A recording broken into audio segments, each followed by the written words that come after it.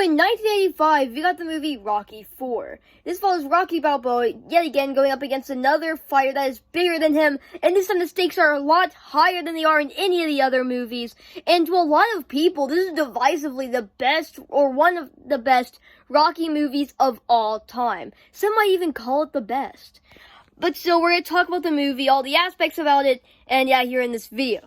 So basically, Rocky Balboa is going up against this guy. He's like 10 times larger than him, and he's a big threat. And it's proven that's proven earlier in the movie because he quite literally kills Apollo Creed in a fight.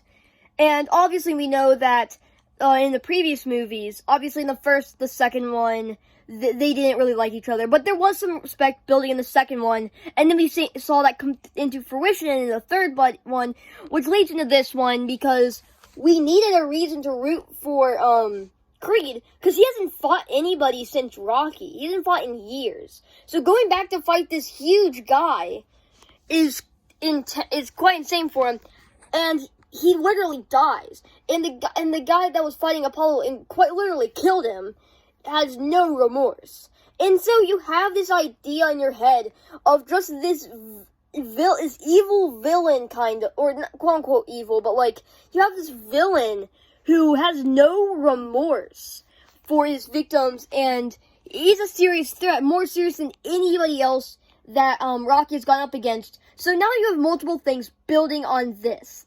There's literally no support from anybody around him that he's gonna win. B, his best friend is dead. So now you have multiple things going on. You have Rocky, all the odds are against him for winning. And he's even conflicting if he wants to do this fight or not. But he's like, I have to do this for Apollo. I have to do this for everybody in my life that has supported me up to this point. So then he leaves the United States, goes to Russia, and stays out in a cabin, and basically just out in the middle of nowhere, and starts to train. It's a lot like the training montages from the first two Rocky movies, but or 1, 2, and 3. But instead of this one, it's just with snow.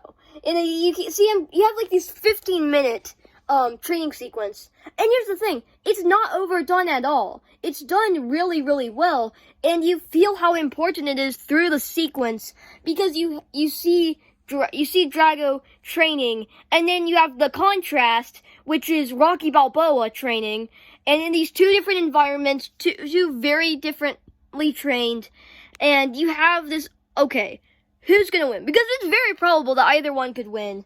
And you see both of them being pushed to their absolute limits. There's even this amazing shot at one point of Rocky standing on the top of a cliff. And he is at the top of the world. He is just, it's amazing. He just climbs up to the top of this mountain and puts his hands up and cheering. And it's just great. It's just a bit bigger sequence of what happened in the first one, where he got to the top of the staircase, and then he pumped his arms in the air, except it's on the very top of a freaking cliff, like hundreds of feet in the air, which is just incredible. And you cut to the actual fight, and by the time you get to the fight, there's like about 12 minutes left in the movie, and this is, remember, this is not a long movie by any means. This movie's only a little over an hour and a half, because that's what it needed to be.